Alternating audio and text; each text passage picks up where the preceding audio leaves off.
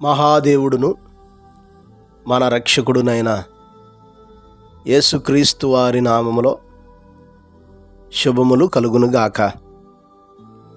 నేటి వాక్య ధ్యానము మీకా గ్రంథము 2వ అధ్యాయము 7వ వచనం.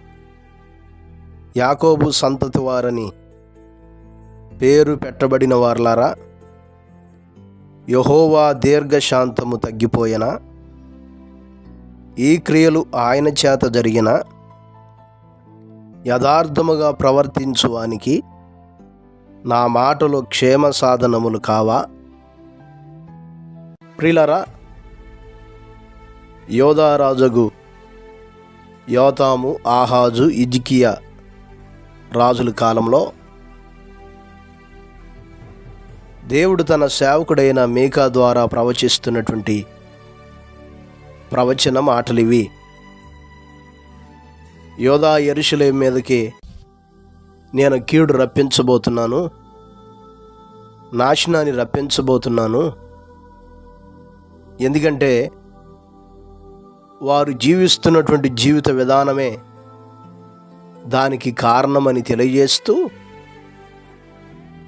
వారు అనుభవించబోయేటటువంటి శిక్షను గూర్చి ముందుగానే దేవుడు తెలియజేస్తున్నాడు.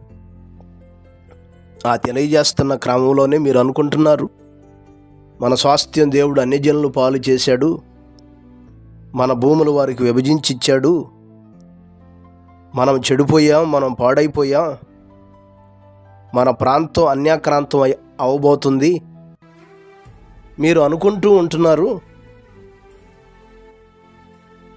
మీరు ఆలోచన చేయవలసిన విషయం ఏమిటంటే, దేవుని దీర్ఘశాంతం తగ్గిపోయిందా? ఆయన దీర్ఘశాంతం ఎప్పటికీ తగ్గిపోదు కదా. ఇలాగూ మీరు అనుభవించటానికి దానికి కారణం మీరే కదా అని తెలియజేస్తూ, యథార్థముగా ప్రవర్తించేవానికి నా మాటలు క్షేమ సాధనములు కావా అని తెలియజేస్తున్నాడు. మీరు కీడును నాశనాన్ని పొందుకునే స్థితిలో ఉన్నారంటే దానికి కారణం మీ జీవితాల్లో యథార్థత లోపించింది. ఎవరికి వారు మోసపు క్రియలు యోచిస్తూ దుష్కార్యాలు చేసేవారు ఉన్నారు. ఎదుటివారు భూములు ఆశించి పట్టుకుంటున్నారు. ఎదుటివారి ఇండ్లు, ఒక మనిషిని, వారి కుటుంబాలను కూడా బలాత్కారంగా ఆక్రమించుకుంటున్నారు, తిరుగుబాటు చేస్తున్నారు. అందుకనే ఎవడునూ తప్పించుకోలేనంత కీడును, నాశనాన్ని మీ మీదకి నేను రప్పించబోతున్నానని దేవుడు తెలియజేస్తున్నాడు. ఎందుకు ఆ పరిస్థితి అంటే, వారి జీవితాల్లో యథార్థత లోపించింది. అందుకని ఇక్కడ మాట్లాడుతున్నాడు, యథార్థముగా ప్రవర్తించే వారికి నా మాటలు క్షేమ సాధనాలు. దేవుని మాటలు బలమైనవి, దేవుని మాటలు దయగలిగినవి, దేవుని మాటలు ఆదరించేవి, దేవుని మాటలు ప్రోత్సాహాన్ని కలిగించేవి, దేవుని మాటలు బ్రతికించేవి, దేవుని మాటలు క్షేమమును, సమృద్ధిని, కృపాక్షేమములు విస్తరింప చేయగలిగేటటువంటివి. కానీ మీరు యథార్థతను మరిచి, యథార్థతను కోల్పోయి జీవించేటటువంటి స్థితిలో ఉండటాన్ని బట్టే ఆ మాటలే ఇప్పుడు మీకు కీడును, నాశనాన్ని తెచ్చిపెట్టేటటువంటి స్థితిలో ఉందని తెలియజేస్తున్నాడు. అవును ప్రియులరా, ఈ మాటలు మనం యోచన చేయవలసినటువంటి వారమై ఉన్నా. ఏ మాటలు ఈరోజు మనకు క్షేమ సాధనాలుగా ఉంటున్నాయో ఆ మాటలను నిర్లక్ష్యపెట్టి, దేవుని నిర్లక్ష్యపెట్టి, దేవునికి విరోధంగా మనం జీవిస్తూ ఆయన వైపుకు తిరగకుండా ఉంటే భవిష్యత్తులో ఆ మాటలే అగ్ని అయి మనల్ని కాల్చివేస్తాయి అనే విషయాన్ని మనం ఆలోచన చేయవలసినటువంటి వారమై ఉన్నాం. మీరు ఇర్మియా గ్రంథం 5వ అధ్యాయం 14వ వచనం చదివితే, కావున సైన్యములకు అధిపతియగు దేవుడునగు యెహోవా ఎలాగూ సెలవిచ్చుచున్నాడు, వారు ఈ మాటలు పలికినందున నా వాక్యములు వారిని కాల్చునట్లు నీ నోట వాటిని అగ్నిగాను ఈ జనమును కట్టెలుగాను నేను చేసేదను. ఇదే యెహోవా వాక్కు. ప్రిలరా, దేవుడు మాట్లాడుతున్నాడు. వారు అనుకుంటున్నారు మన మీదకి ఖడ్గం రాదు, కరువు రాదు, ఏ కీడు రాదు, మనకి ఏది కలగదని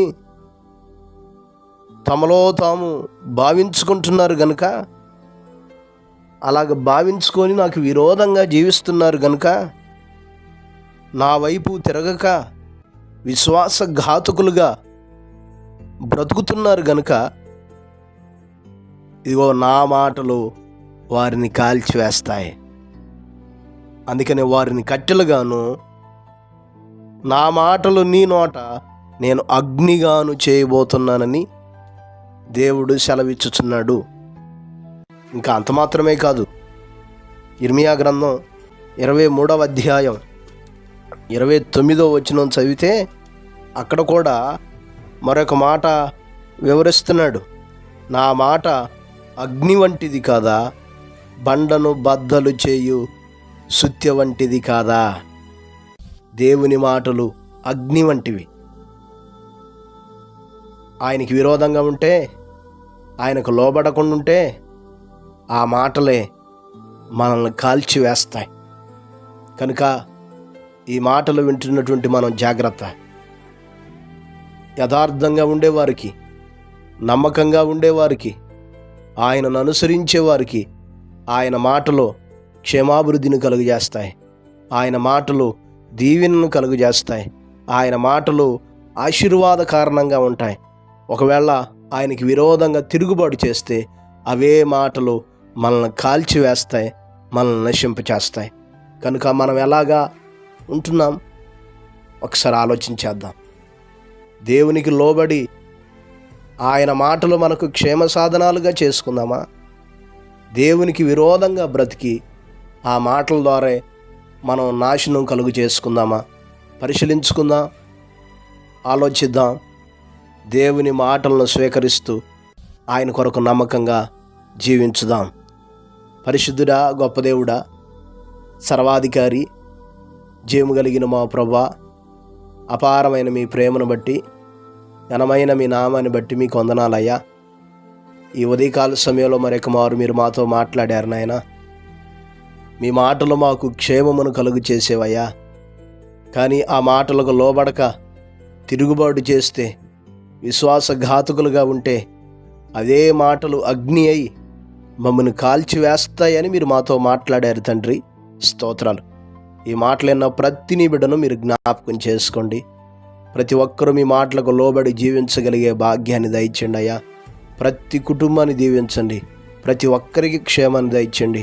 వారి పనుల మీద, వారి మార్గాల మీద, వారి సకల కార్యాల మీద మీ ఎలుగును, మీ సన్నిధిని ప్రకాశింపచేస్తూ మీ కృపలతో ఆవరింపమని యేసు నామమున అడిగి వేడుకొనుచున్నాము తండ్రి. ఆమెన్. ప్రభు కృప మీకు తోడైయుండును గాక.